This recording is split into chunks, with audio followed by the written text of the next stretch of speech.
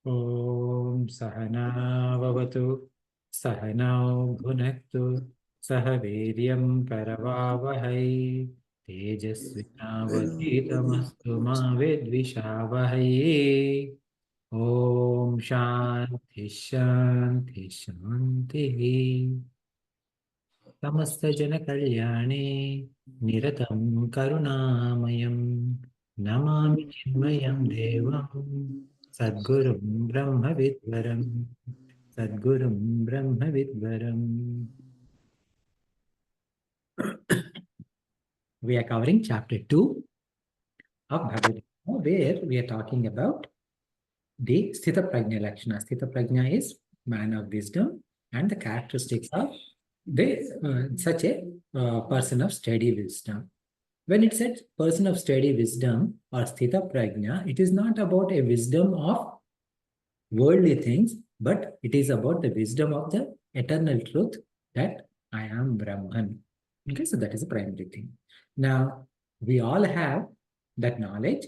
However, today our knowledge is theoretical knowledge. We can also understand that, yes, we are Brahman by logic and all of that, but that is not a study wisdom for us. Okay, it is still bookish knowledge. It did not become our personal experience yet. So now the purpose of reading this, going through this Sthita Prajna Lakshanas are simply because that Sthita Prajna, one who is a Sthita Prajna, a Jnani, a realized person, is our goal. So he or she is our role model. By understanding this particular person's characteristics, we aim for them, we aspire for them, and we emulate them. To emulate those, that is the reason why this information is given for us. Because for a Jnani, they don't need this knowledge about Sthita Prajna Lakshanas because they are already established in that truth. However, because we are not established in that truth, we are trying to look at them and practice. Okay, so something like 3-year-old children, they copy their older brothers who are 7 or 8, right? So we are trying to do the same with this. So that is the purpose of all of these shlokas of this section. So in last session, we saw this shloka. It says, yes, sarvatra anibhisneha tattva prapya shubha shubham na abhinandanti na dveshti tasya prajna pratishtita. So it said that one of the common themes that you see about this Sthita Prajna is samatvam. Samatvam is equanimity. Equanimity means no likes and dislikes, no concerns about any quote unquote bad things happening or elation about good things happening. Why? The root cause is not trying to control the mind, rather they see the sameness everywhere because they themselves are there everywhere. Okay, there's nothing but Brahman. So all the good things that are happening, bad things are happening, are like a projection on Brahman, which is not impacting Brahman. So as a result, whether the good things are happening or bad things are happening, none of them are impacting them. So that's a goal. And that is being explained in various ways. It says, yes, sarvatra anabhisneha. So that means that they don't have any attachment to anything. Because if I want that, that feeling is there, then that means that I am not complete. But whereas the experience of a jnani is that everything is himself and he is everything. So this jnani doesn't require anything else. Now, so here, this jnani's experience is that sarvatma bhava. Sarvatma bhava means I am in everything. In our case, this is knowledge, but not our personal experience. So we are still hankering for some worldly objects here and there, despite our study of Vedanta. So this yes sarvatra anabhisneha tattat prapya shubha shubham. So shubha shubham means good and bad, or whatever is favorable is good for us, whatever is not favorable is bad for us. So because as human body, like when we got this human body as part of our prarabdha karma, it is a mixture of both punya and papa, merits and sins. As a result, what happens is that we are going to have good experiences and bad experiences in life. And those good experiences or bad experiences are based on with respect to the physical body, with respect to indriyas, with respect to mind, intellect, etc. And today we are associated with all of these, right? Deha, indriya, mana, buddhi. And that's why we have mental agitations based on this shubha and ashubha. Whereas in this case of this Mahatma, tattat prapya shubha shubha, whenever this he receives a quote unquote shubha or shubham, na abhinandanti, na dveshti. He is not elated because of there is a good thing that happened, or he is not disturbed because so-called bad thing has happened. Such a person is considered as tasya prajna pratishtita. So that means that such a Mahatma's wisdom is fully established.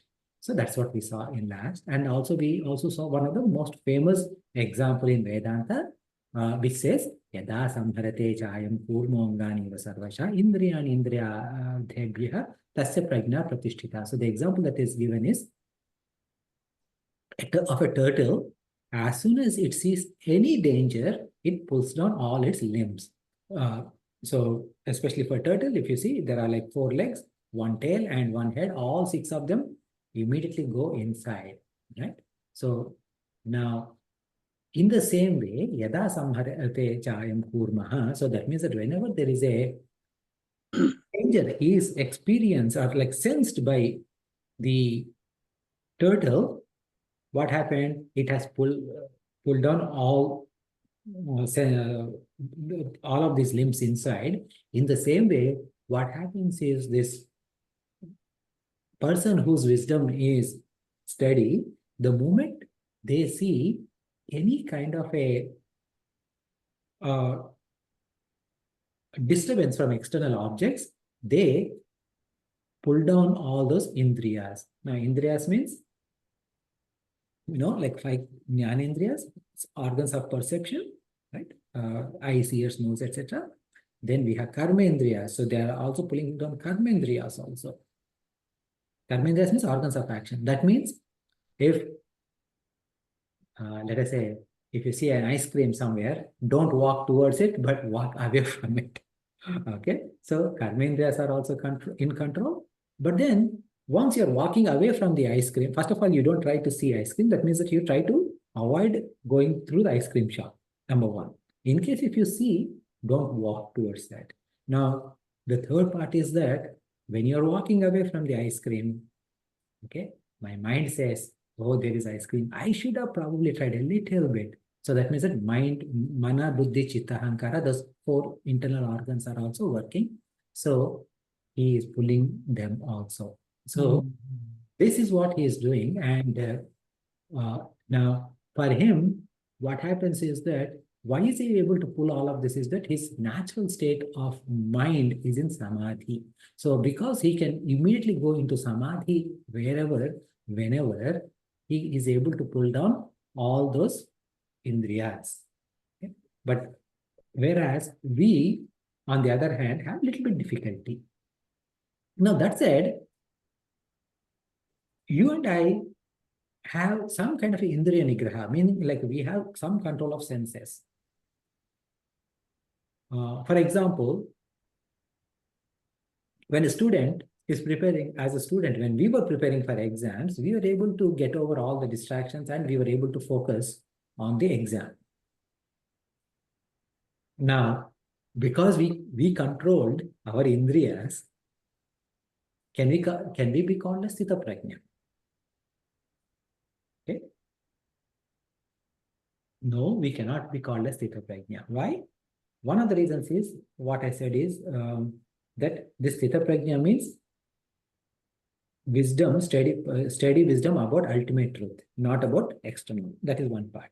Then there's a second difference, major difference, is that when this Mahatma is pulling all these indriyas, he is not planning to say that today I'm going to skip this and I'm going to come to it tomorrow.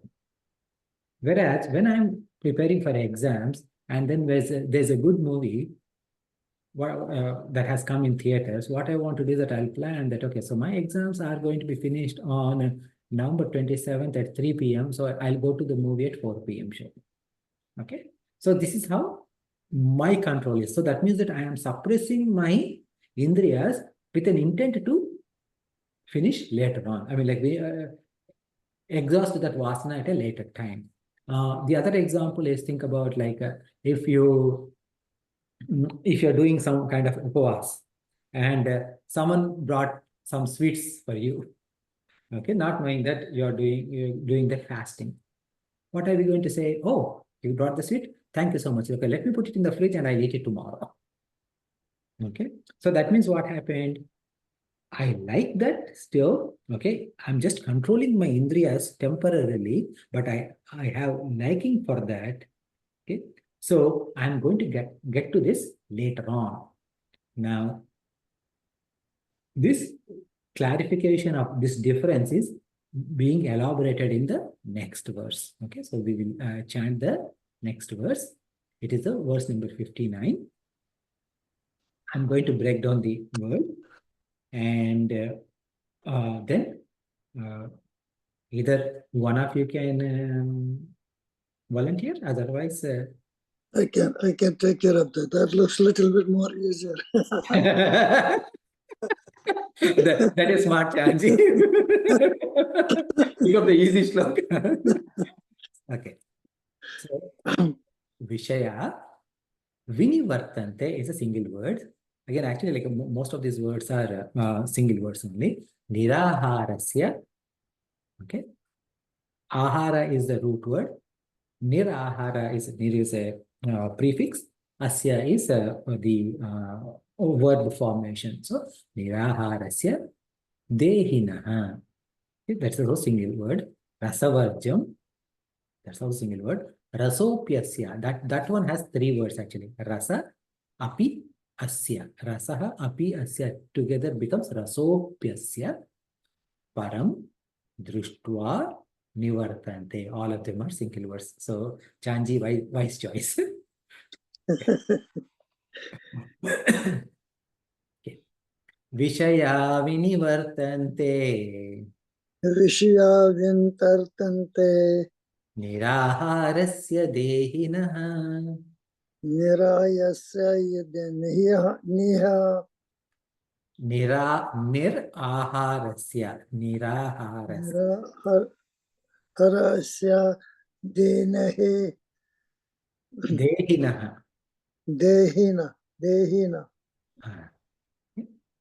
Rasavarjam rasopyasya. raso varjam raso peyasa Param drishtva nivartate. param drushta nirvate Nivartate. Okay. So, Niraharasya. So, Nirahara, probably you should all know the meaning of Nirahara because back when we are growing up in India, every other day some politician would do Nirahara Diksha for some cause or other cause. So, Nirahara means without food, right? Ahara means food. Nirahara means without food. Now, usually, when we think about food, we only think about the food that we eat through our mouth, okay, that we taste, okay. But however, we have five jnanendriyas: shabda, sparsha, rupa, rasa, gandha. So each indriya has got their own ahara, their own food. What kind of food is there? For ears, my ears, sound is the food. My hands or my body, touch is the food. For my eyes, vision, as all the images like TV or movies or even like people coming in, walking, all of the people watching the nature, all of that is food. Of course, my taste, the actual food that I eat is food. And my nose, all the smells, right? All the pleasurable smells or non-pleasurable smells, like such as all the scents, etc. Right? They're all food. Now, also, not just for organs of perception, even for organs of action, also there is a food. Okay, for hands, ability to hold something is food. Okay, because it has got its purpose. For my legs, going somewhere, movement is food. Like that, pretty much every indriya has got food. So now when he is talking about niraharasya, that means that ahara, the food, is being cut off, is denied to all these senses. So that means that the food intake is denied through all the senses. So niraharasya. Okay. So because ahara means that whatever we take is ahara, and the instrument through which the food is taken, which is senses, that is also ahara. Why? Because those senses, those five senses, which through which we are getting all the inputs, itself is consumed by our mind. That's why. Okay. So niraharasya means we had to deny food for all the five senses. And now dehinaha. Deha means body. What about dehinaha means? Means one who thinks he is his body. So that means that majority of us, 99.999% of us, we still think that we are our body. Whether we identify at any given time, either we identify with our physical body or subtle body or even the causal body. Sometimes at different times, in different places, different bodies, but we identify with all of these three at any given time. So what is happening is that this Dehinaha, meaning like people like us, when Niraharasya means he is able to master, like when one of our people like us, when we are able to master our senses, okay, what happens? Vishaya vinivartante. So all these Vishayas means the objects of our indriyas. Say for example, for my eyes, okay, anything that I see is ahara. So they will go away. Does that mean like I become blind and deaf and mute? Is that what you're talking? No, no, no. If you go into a, let's say like the recently, I don't know like how many of you have gone. I was in Florida, so I did not. But if you have gone to the banquet last week or 2 weeks ago, there may be like a 200 to 300 people in that. Okay. If not banquet, think about a wedding or something like that. So out of those 300 people that are there, maybe 500 people that are there, who is the one that you gravitate to? You gravitate to someone you know. Okay. Hey, I see my friend Sanjay there, so I want to walk towards Sanjay. Okay. Now, that is one possibility. Now, I also came I walked into the same wedding, and before I found anyone that I like, I found someone I dislike. Okay. I don't know about what you do, but what I typically do is I pretend as if I did not see them and walk in a different direction. Okay. So now in these 500 people, only the person who the list of people, like those 4 or 5 people I know mattered, 4 or 5 people I dislike are mattered. So 5 plus 5 is 10. So rest 390 or 490 people did not matter. Yes. So what this Nirahara is not talking about those 490 people, rather it is talking about this 5 plus 5 people. 5 people I like and 5 people I dislike. Okay. So what it is saying is that, so now when you say Niraharasya, then what does it mean?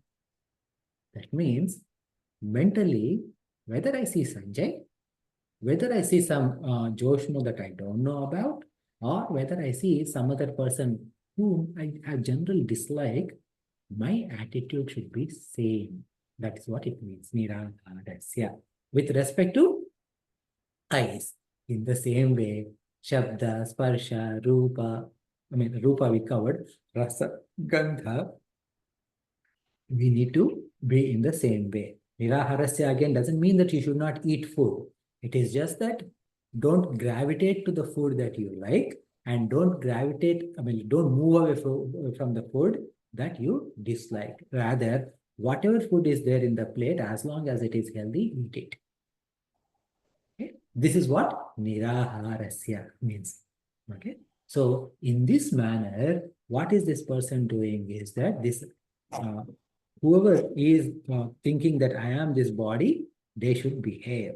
And then what happens is all the vishayas will go away, means all the things that I like or I dislike will go away because I'm getting an equanimity towards everything. Okay. However, what happened is that now the second line says rasavarjam rasopyasya param drishtva nivartate. There is this rasa, okay? Rasavarjam it said. So varjam means remaining, okay? So rasavarjam means there is a rasa that is remaining. Rasa for what and what is this rasa? Okay? So rasa for the vishaya means rasa for the object is still there. Rasa, what it means is essentially, simple translation is vasanas. Okay, the likes or dislikes is still there. The taste for it is still there. Okay, in Sanskritam, rasa represents, has three meanings. One is for dravya. Dravya means for chemicals. So in Indian languages, chemistry in Indian language is called as Rasayana Shastra. Okay, because it is all about chemicals. So chemicals is one meaning, and then rasa means taste for raga. Raga means likes and dislikes put together. So I have particular taste for likes and dislikes. So for example, I like sweets. If I like sweets,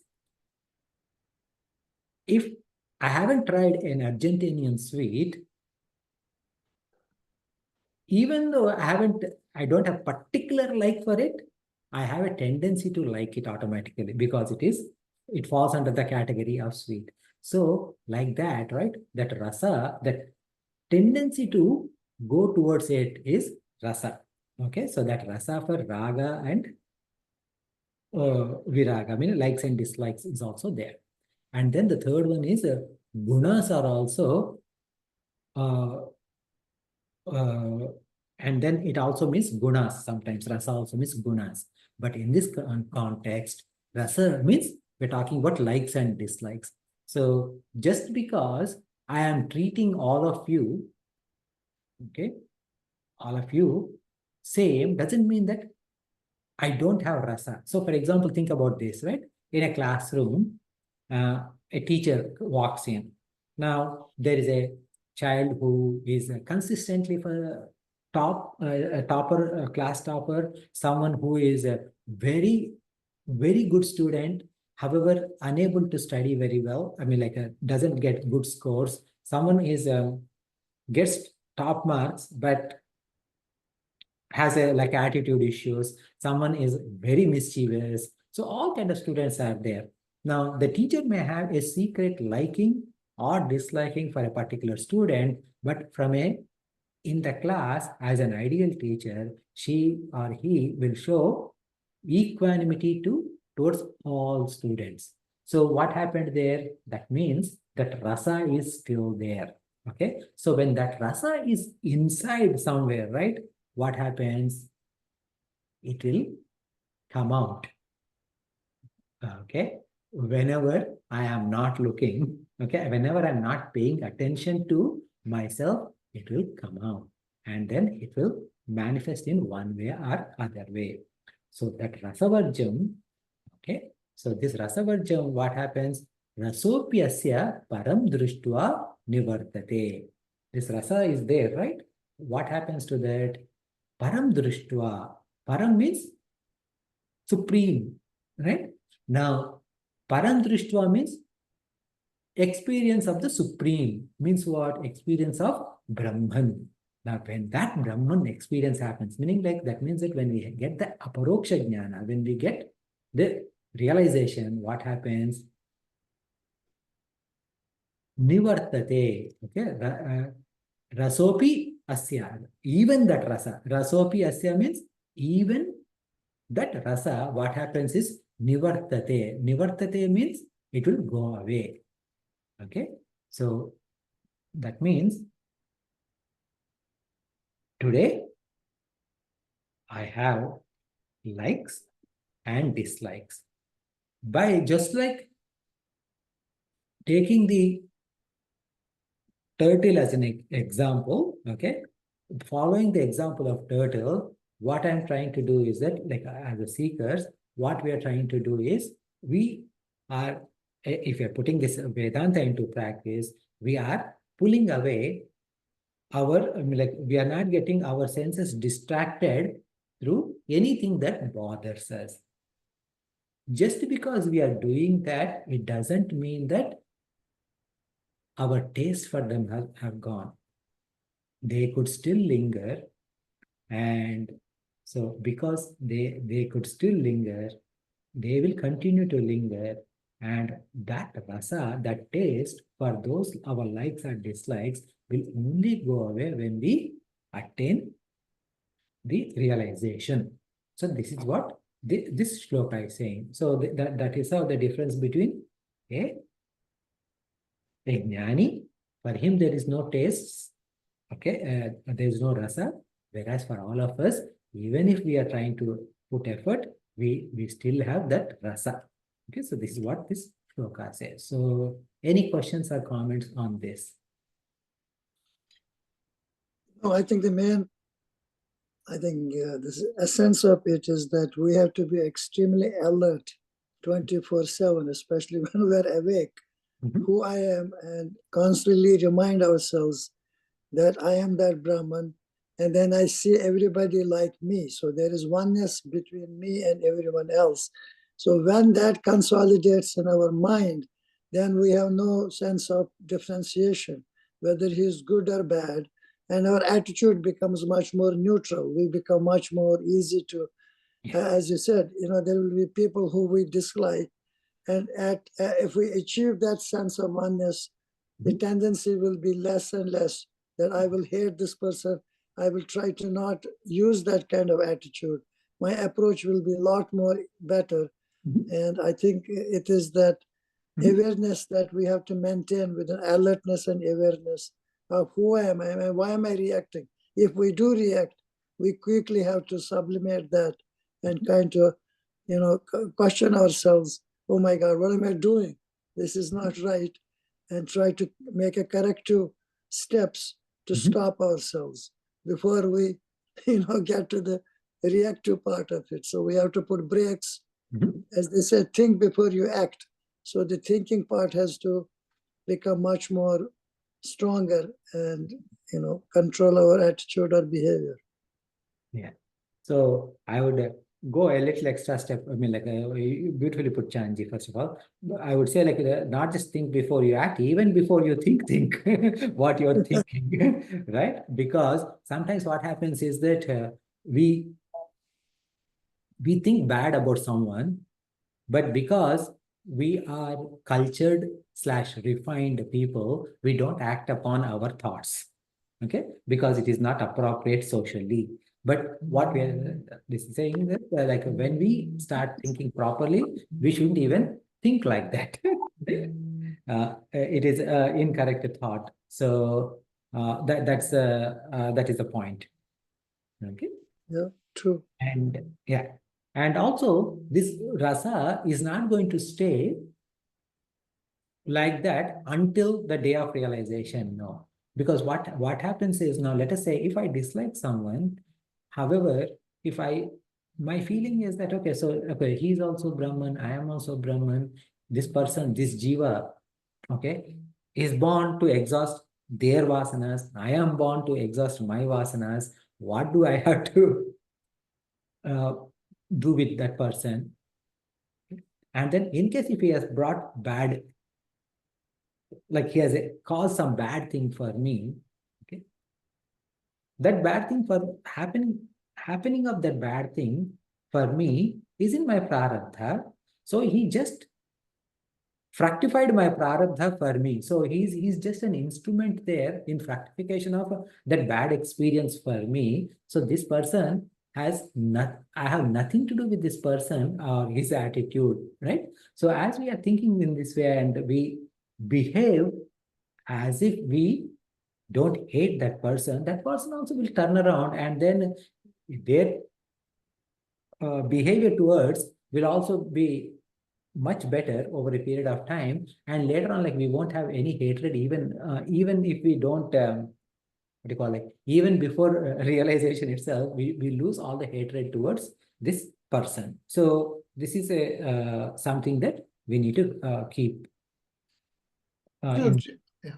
So I think you got a great definition of param drashti. paramdva nivartate. Yeah. So I think that param dvasta, I think you put it beautifully, is when you do have some dvesha for somebody, you start to do this viveka discernment and say, hey, what I'm dealing with is just another bunch, set of prakriti versus mine, and so behind that Brahman is substratum, and so that's what you're looking at, and that's what you would call param dvastva, right? Mhm. And when you do that, all those ragas dissolves itself. Mhm. And you're saying that this can happen even to the sadhakas like us, if you start to be, like Chandji said, if you're alert every moment, so that you're able to discern Mhm. and be able to resolve the issue right there. Mhm. Whereas for the gnani, that may be a natural process, perhaps. It just probably, since he is abiding in the Brahman, for him, it's just a natural. For sadhakas, it's a process that you have to, through alertness, go through every moment.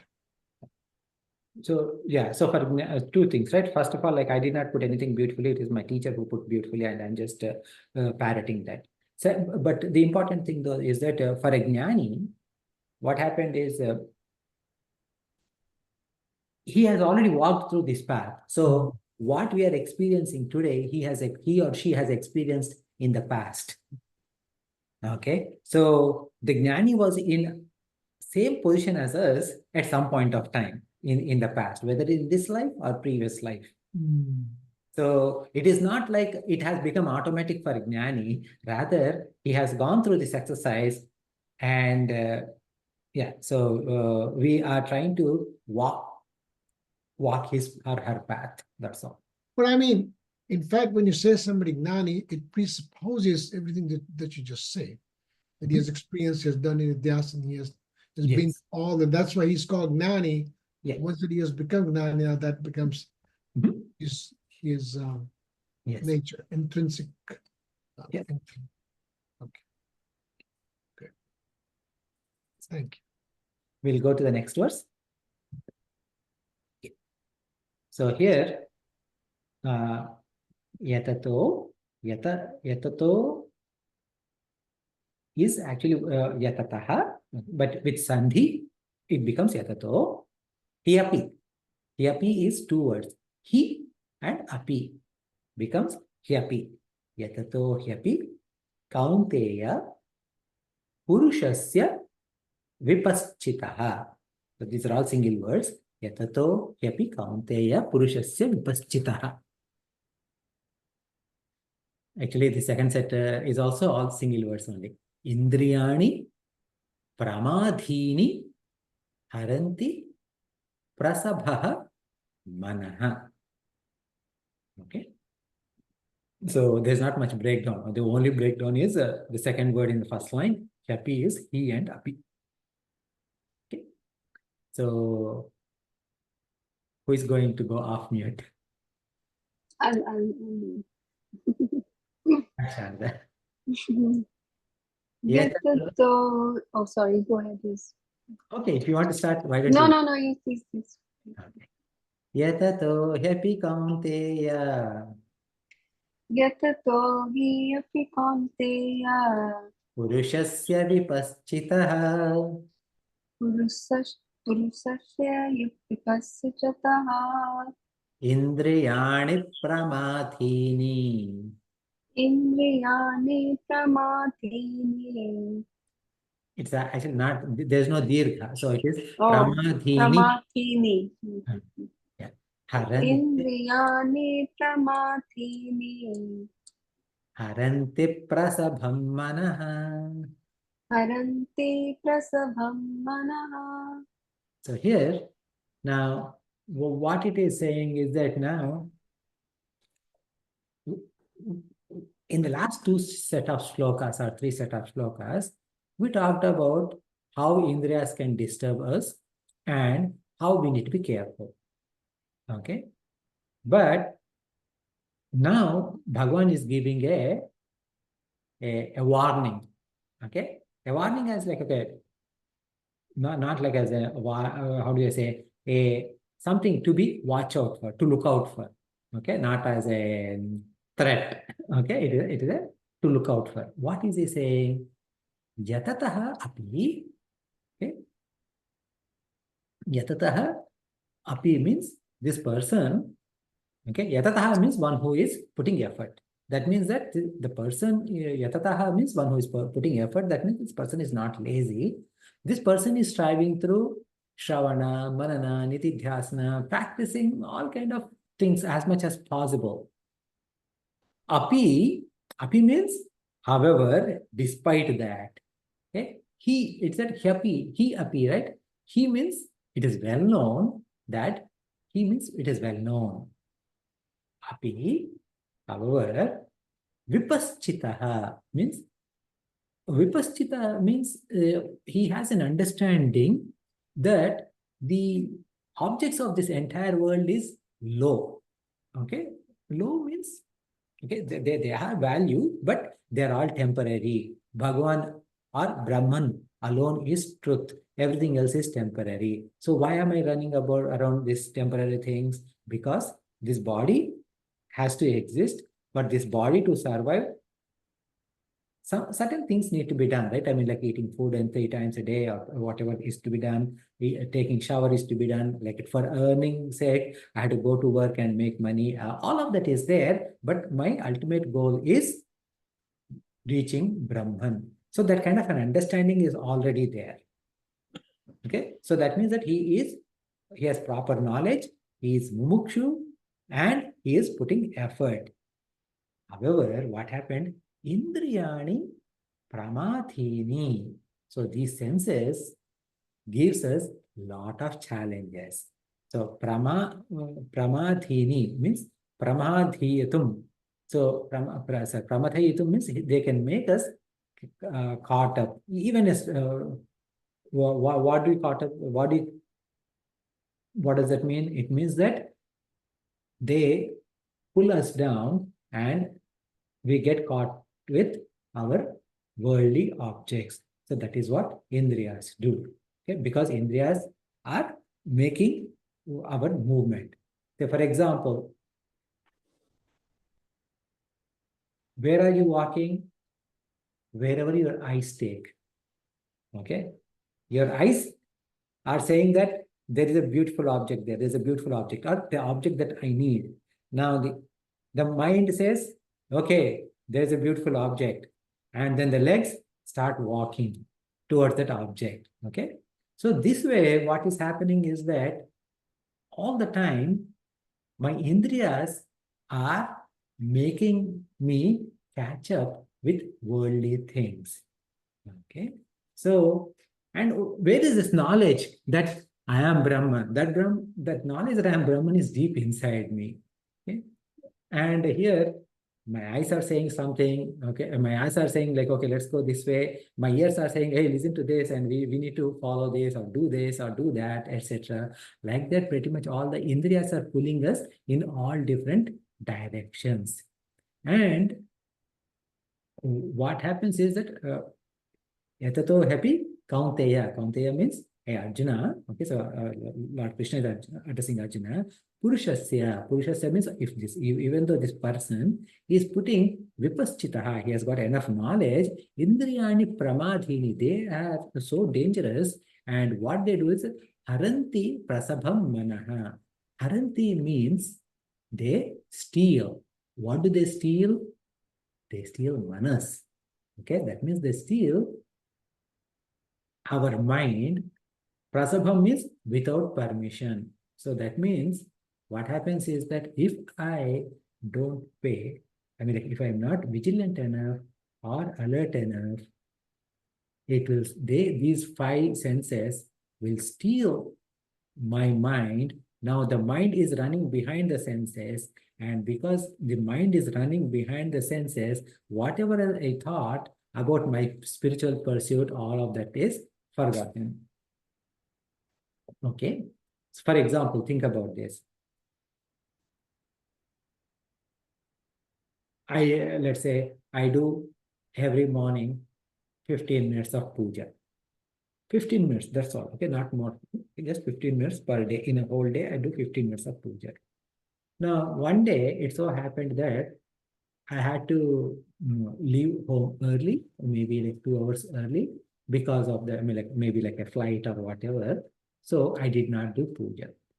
Next day, I was out of town, so I did not do puja there because it's a new place. Like it is not my home, all of that, right? I was staying in a hotel, whatever. Then I come back. The third day, because I came late in the night, I woke up a little late. Okay, you know what? Like what I can skip? Yeah, I can skip puja for today. I'll start from tomorrow. And then next day, oh yeah, I skipped a couple days. It's fine. I'll do tomorrow. So like that, we start putting it off, and then before we know, that performance of that puja is gone. So why? Because right at the puja time, my mind is not available for me because my eyes are taking me somewhere, my ears are taking me somewhere, and my legs are taking me somewhere. So this is happening. So this way, what happens is that any single moment of complacency or even a fraction of overconfidence that, no, I can catch up from tomorrow onwards, that can lead to the fall. And so the higher the goal, not only our efforts must be greater, but our dedication also must be greater. So this is what is the essence of this shloka. So I'll pause if you have any additional thoughts. Or, No, I think it's the consistency that's the important thing, that we have to do it consistently. And I will give my personal example. I know I have been through vacations, travels, and so on. And I don't want to rub it in, but I will do it in the aeroplane. I will do it in any areas where there is a stoppage. But I make sure I do my sadhana for whatever time I have to do it. I have done it in parks, benches on the parks. It doesn't matter where the situation where my kids have taken pictures of me doing my meditation or whatever. Even though it may not be the best, I'm disturbed. It's not the ideal situation. But whatever japa I have to do, or tapa I will do Mhm. consistently. I never miss it. That's the Mhm. I don't know, that's my discipline, and I try to keep it up as much as I can, in spite of environmental changes that I have no control over. Mhm. Wonderful. Yeah. Lot to learn.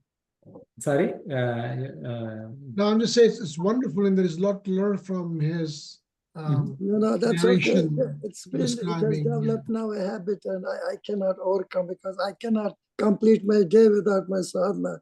I will never feel complete. I mean, it's just how I feel. I feel something is really missing. I cannot function. Mhm. I think that is the beauty in Hinduism, where we accept that that Brahman, the Lord, is everywhere. It is not just in the little chapel in your home or any. It's that spirit of universal oneness Mhm. allows you to do that and make you also feel that you are part wherever you are. So that sense of belonging of everything to you and you to everything is there. That is a beauty in Hinduism. That's the way I personally feel, that you need not just be, yes, if you have a place in your room, in your home, where you sit and do your japa meditation, that kind of brings about a peace. But that peace is also all around you. And as long as you control your senses from the atmosphere where you are and you still do it, that is the beauty in Hinduism. Absolutely. Yeah. And again, I think the theme of being alert Mhm. comes into picture, because Bhagwan by design has made the Indriyas outward. It's similar to what described in Kathopanishad Paranchikani. And Mhm. so that alertness is again being emphasized here, because otherwise for sadhaks like us, it's certainly, and when you were discussing, Venkat, which I know you were just giving an example, which is not really true for you, I know that for a fact, but it is certainly, I have experienced for the last 1 week or so that how I'm missing out on my evening puja, however short it might be, because it's the dinner time or whatever else. And you're right, then it becomes normal not to do puja. Yeah. So yeah, so that is, I mean, it is not just about puja alone, but consistency in anything, right? And the consistency with any spiritual practice has to be maintained. And the biggest spiritual practice that we need to do is whether puja, etc., are something that we do. We take some like 15 minutes of time or whatever, and we do it. But have the thought, have the internal thought all the time, which is that I am Brahman. Okay. Uh, so this is the world, and I am Brahman operating through this body. That kind of a thought, if it is there, right? And this body, but however, I did not realize yet that I am Brahman. So while seeing the duality, I am looking for non-duality. I'm striving for non-duality. That kind of a thought must be there all the time in the back of mind. So then whenever we have like good thoughts or bad thoughts, we don't get disturbed by them. Good situation, bad situation, we don't get disturbed by them, and then we keep on growing. So that's the final important thing in terms of our practices. Yeah, I mean, I wanted to add here that I'm actually reading like Swami Vivekananda's biography and stories and things like that. Like, it's really fascinating. And one of the things that he says that we can actually, all of us reach that, but like what Chandji said, that abhyasa has to be there, and um, find like knowing that Brahman is, within you and outside you, and every person is a part of that whole, and not having it's difficult, but not having that raga and dvesha and like likes and dislikes. But slowly, I think with practice, if you keep on like in his one of his talks, he says that like if you keep on listening to that, if you keep on doing, that's why like satsang is so important, I think, because it keeps us, you know, reminds us that where we are and how we need to, because we slip all the time. It is the way of the mind, but somehow these salkai have to be like, slowly like that that effort has to be there, that it makes an impression on us, and that in situations where we could use that knowledge, it helps us. I think personally also I feel that knowing about, and the more I read, the better I feel that I can change myself, or like change how I think about things. But it is like, if you don't do it like every day, if you don't do self effort, you sort of go behind. So self effort is absolutely essential. It's the thought. So let's quickly do a little bit about because we introduce the problem. Let us introduce the because we have seen the problem. Let us see the solution quickly. Introduce the solution right now, because 2 weeks from now we'll forget this whole thing. Okay, so we will chant 61. Okay, I will again this. Is a straightforward shloka. Tani sarvani samyamya yukta asita mat paraha. So mat and para are two different words. Vashehi yasya indriyani. That has got two words. Yasya indriyani. Yasya indriyani tasya prajna pratisthita. So who wants to go repeat? I can do that. Okay, thanks, Hinaji. I was thinking like you are very quiet today. So. It's first time after a long time. Welcome back. Thank you. Tani sarvani samyamya Tani sarvani samyamya yukta asita matparaha yukta asita matparaha vashehi yasyendriyani vasehi yasyendriyani tasya prajna pratisthita. tasya prajna pratisthita. So here in this shloka, the Bhagwan, for the first time, he is making reference to himself. So far, he never talked about him. And here, he used this word matparaha, end of the first line. Okay, the last line is matparaha. So, what is he saying is that because, okay, so let me summarize the meaning, right? Because this what can I like it? Sorry, because these indriyas are too challenging. Okay, what we can do is that whenever indriyas are being like we are under, we believe that we are coming under the sway of indriyas, remember God. Okay, in a simple statement, okay, in a simplistic manner, but it has got a lot more meaning. But I want to make sure that before 8:30, I want to come to this important point, right? Essence, right? Is that the tani sarvani samyamya. Yamya means to control, okay? Because yama is the controller. Yama is the you see like yama, niyama, etc. All of those is control, right? So yamya is referring to control. Samyamya means controlling very well. So that means what? How do we control the senses? To control senses, first of all, like what we need to do is that we need to work on our discrimination or viveka.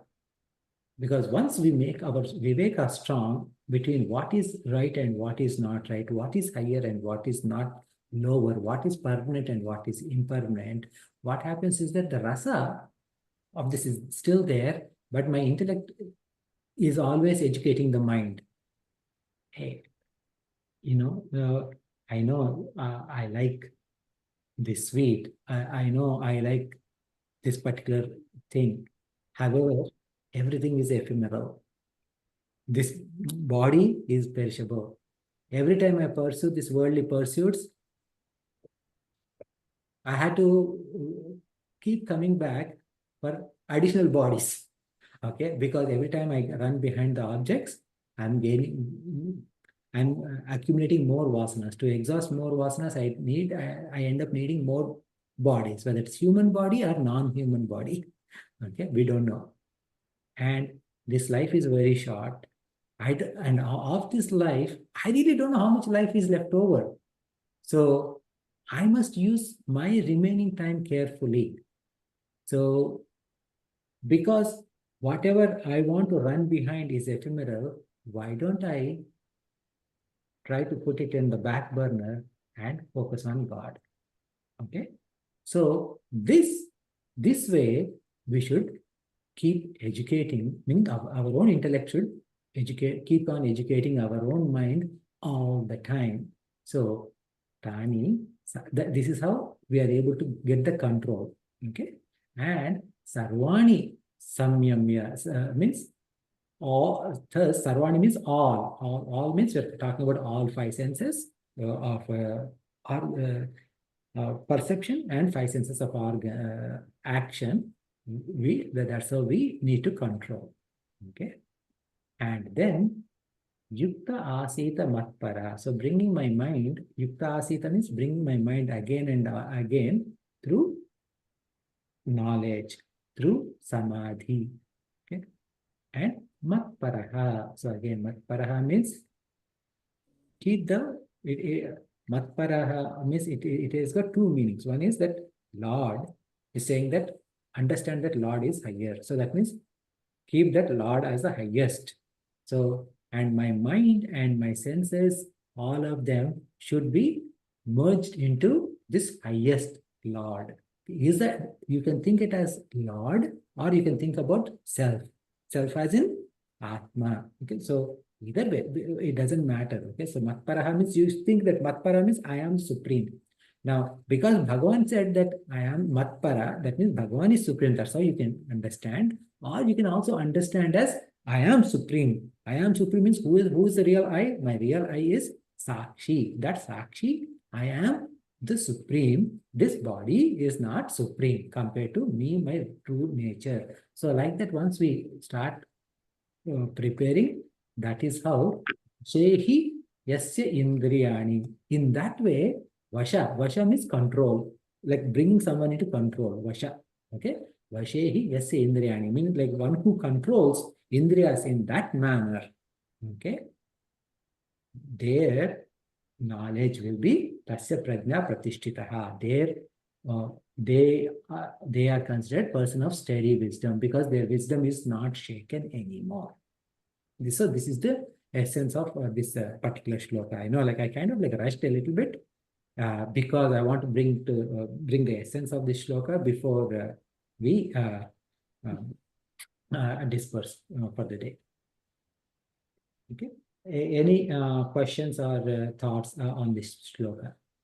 No, just surrender at the lotus feet of God and keep reciting Bhagavan. But it says in Ramayana, just if you repeat the name of the Lord Rama, all your sins will be washed away. Just simply remembering him, just keeping him in your heart and with a pure love and dedication. There has to be love and devotion. Yeah. And that will create sense of peace, and you'll feel so much better. Yeah. Since you brought Rama, right? Okay. Rama. Why does Lord Rama's name keeps our problems away? How does our sins wash away? Okay. They wash away because Rama means bliss. When we are chanting Rama, Lord Rama's name Rama, Rama means bliss, and our true essential nature is Satchit Ananda Swarupa. So that Ananda is, Rama is nothing but Ananda.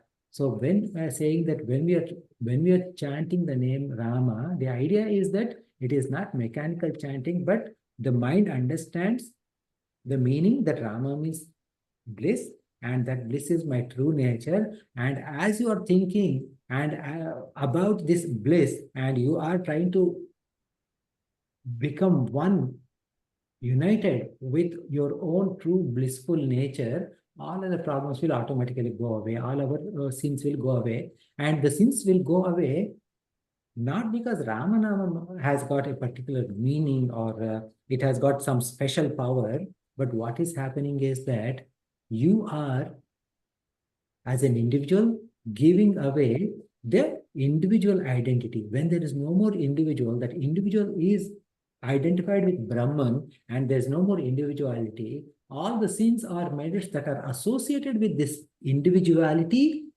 has nothing to hold on to, and they will go away. Okay? Beautiful. Good. So that's how they will go. So I know, like, I took a little extra time, but I want to make sure that because the topic has come, I wanted to cover that. Excellent. I'm really mentioning that. So we will conclude then. Sure. Okay, we will cover this shloka a little bit more in detail in next session also. Okay. Oh. Purnamada, Purnamida, Purna, Purnamadashate, Purnasya, Oh. Purnadaya, Purnamevamashishite. पूर्णमदः पूर्णमिदं पूर्णात् पूर्णमुदच्यते पूर्णस्य पूर्णमादाय पूर्णमेवावशिष्यते ॐ शान्ति शान्ति शान्तिः हरिः ओम श्री गुरुभ्यो नमः हरिः ओम Thank you all. Everybody, happy Thanksgiving and happy holiday.